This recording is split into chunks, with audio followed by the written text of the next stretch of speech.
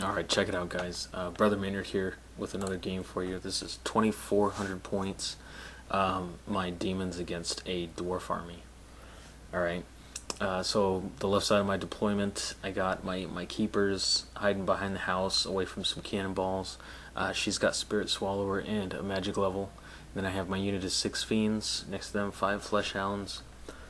In the middle here I have a single blood crusher, my big unit of demonettes that has a siren song herald in there with full command and the stubborn banner, and then I have another single blood crusher, and then I have my level 2 caster with wings, and then I have the smaller unit of demonettes has a Etherblade herald in there, so she's you don't get armor saves against her attacks, and then they have magic banner that you can only hold as a charge reaction if they charge you. And then you can see up on the right, my Seeker unit has vanguarded up. Okay, and then here the Dwarf army. I apologize for the quality of these pictures, by the way. The first game didn't come out so well. But anyway, so here, now his Dwarf army, right? He's got the unit on the right is a biggish unit of Longbeards with hand weapon shield, which is kind of interesting. In the middle, he's got a big unit of hammers, and I believe his battle standard's in there. And then on the left there, he's got a warrior horde with great weapons. In the back, he's got his general is the on the anvil, and then he's got 2 cannons, 2 grudge throwers, and an organ gun. And I don't really remember what runes they had, but I'm sure it was the typical flaming and +1 strength and the grudge throwers and all that good stuff. Rerolls to scatter and all that. And then off the table he's got 2 units of 5 miners, so they're like little miner darts. Alright, so I go ahead and roll up the first turn, and then I just move up like this. You can see what I'm doing with the fiends and the keeper here is I just keep my keeper an inch behind the fiend unit, so that if you roll, when you're shooting it with a cannon, if you guess 10 from the back like everybody does, a bounce of 2 to 6 will hit fiends, 8 will hit the ground in front of her and have to bounce, and then a 10 is a direct hit. So I'm not a huge math buff, but I believe that brings the chance of a cannonball killing her in one shot down to around, I think, below 10%. So she's got pretty good odds of making it into the fight if I do that. But otherwise everybody just kind of moves up like so. Now you can see I put my Seekers, I guess I kind of moved them up a little too aggressively. I was thinking that he was going to use the anvil to cut the fiend unit's movement in half so he could have an extra turn of shooting at the fiends, or I'd have to pull the keeper out from behind him in order to get her into combat quicker. He could have some more shooting at her. So that's what I was thinking he ended up doing. But here you can see in this picture, he ends up in his first movement phase, he ends up just reforming the Longbeards, and he's going to anvil them into the Seekers, and I'm going to lose the Seekers. So that sucks. I'm kind of just giving up the Seekers, but I mean it's better than him cutting the fiend unit's movement in half. And then my little caster guy in my magic phase, he doesn't do anything. I don't think he does anything the whole game. So okay, so yeah, here's after combat. His Longbeards end up killing all the Seekers but one, and she holds, so I mean that's nice. Okay, so here's my next movement phase. You can see basically I've managed to get up here practically unscathed. All I've lost at this point is 2 flesh hounds, and that's because my opponent Ben, a real nice guy from the Lost Legion group out of Boston, he has like the worst artillery luck ever.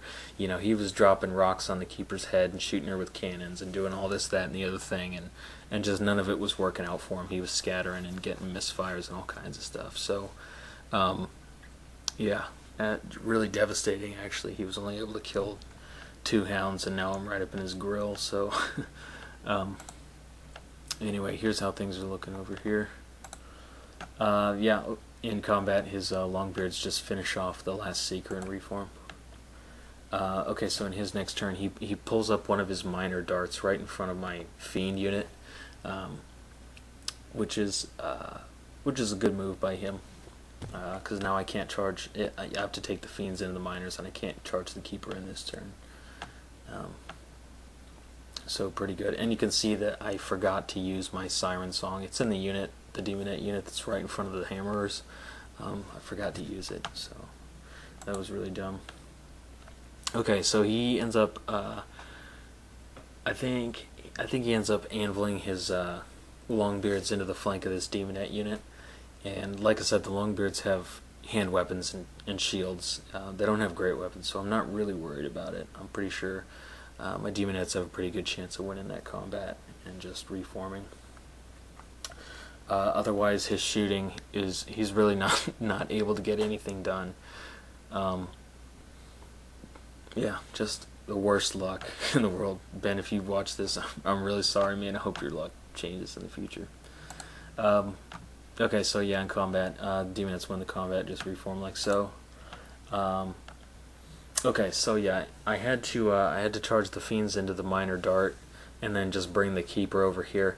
And before I moved her, I asked for Ben's opinion, and we both decided that his warrior unit would not be able to charge her if I put her here because of the flesh hounds. He would hit the hounds first, and then they'd have to close the door to him. So that's how we worked it out. So if that's wrong, let me know. Otherwise, I just kind of position everybody to hit that hammer unit in the flank when I pop my siren song. And then over here, this is just kind of how things are looking.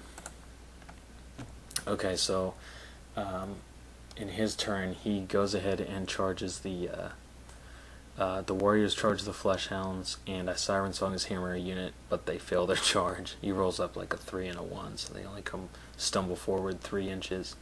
You can see on the left my fiends wiped out the minor unit, and yeah, so that's how we're looking here. Now my keeper is positioned so that she's inside the bubble, the non-shooting bubble of the grudge thrower on the left, and then the organ gun is misfired, can't shoot this turn, and then the 2 cannons are going to have a hard time. It's going to be real tricky to place shots that aren't going to hit his own guys or troops in combat. So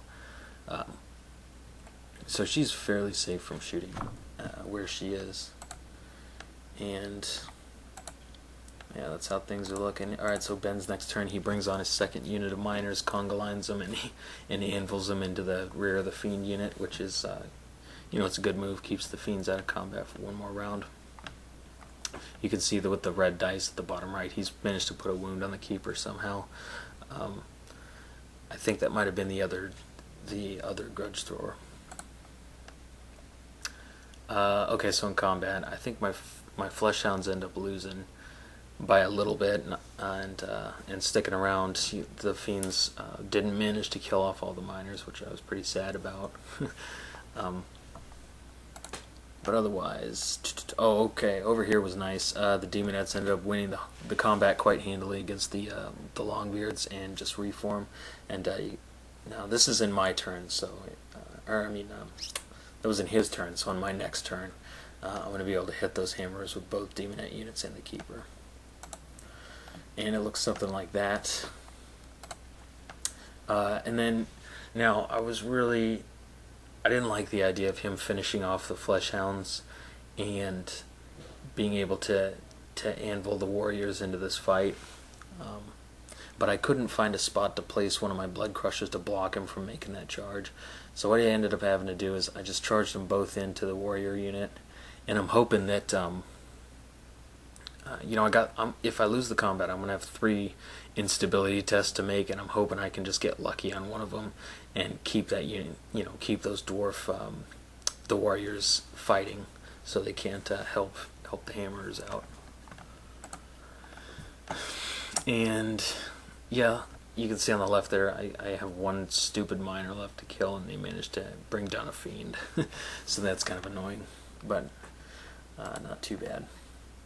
Okay, so in combat, we'll just take that hammer unit down to 1 rank. But the little bastards are stubborn, so they ain't going anywhere. And then over here, yeah, his warriors just finish off the the Blood Crusher, and they just reform to face the Fiends. And yeah, let's see here. Oh yeah, that was and that's basically his turn. So except for the combat here in the middle, and then in the combat phase in his turn, I finish off the hammer units and then get reforms. So I'm gonna be able to make all those charges and just start cleaning them up. Yeah, that's how it's looking over here. Yeah, so in my turn, I just charge the Fiends and the Demonettes into the Warrior unit. They're just going to take that, take them down, charge the Keeper into the Organ Gun so she can overrun into the Anvil, and the Demonettes just start cleaning up War Machines. And yeah, looks like that. And yeah, just at this point, it's just cleaning up the War Machines. So that's how it looks at the end of the game.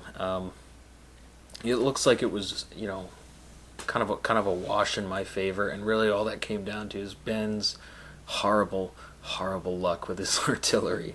Like, I was sweating bullets in all of his shooting phases, and he just didn't get what he needed to get done. You know, so, you know, nothing to do with Ben playing bad or anything like that. His dice failed him. I hope he gets some new ones. So anyway, that's the game. I hope you guys enjoyed it, and I'll catch you guys later.